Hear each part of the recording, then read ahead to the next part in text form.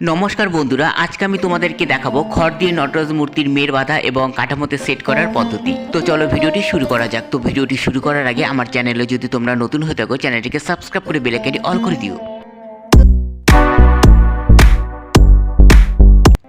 তো গাইস, এখানে আমি একটি কাঠের টুকরো নিয়েছি এবং টুকরোর মধ্যে তিনটি তারকাঠি মেরে নিয়েছি। এই তিনটি তারকাঠির মাধ্যমেই আমি কাঠামোটি তৈরি করব। এখানে আমি দুটি 4 ইঞ্চি সাইজের তারকাঠি এবং একটি 2.5 ইঞ্চি সাইজের তারকাঠি আমি মেরে নিয়েছি। তোমরা তোমাদের মূর্তির সাইজ অনুযায়ী তারকাঠি মেরে নেবে। এবার এই তারকাঠির মধ্যে আমি লাঠি সেট করে শক্ত করে সুতো দিয়ে বেঁধে নেব। তো বন্ধুরা, এখানে আমি তারকাঠিগুলোকে একটু বাঁকা করে মেরেছি, সোজা করে মারা যাবে না, কারণ স্ট্রিকগুলি লাগালে সামনে থেকে দেখা যাবে। এখানে নটরাজ মূর্তি যে একটি পায়ের ওপর ভর করে ভাঁজ অবস্থায় দাঁড়িয়ে রয়েছে, সেই জন্য লাঠিটি বাঁকা করে লাগানো হয়েছে, যাতে সামনে থেকে লাঠিটি দেখা না যায়। এখানে একটু সতর্কতা এবং সাবধানের সাথে লাঠিটি সেট করতে হবে।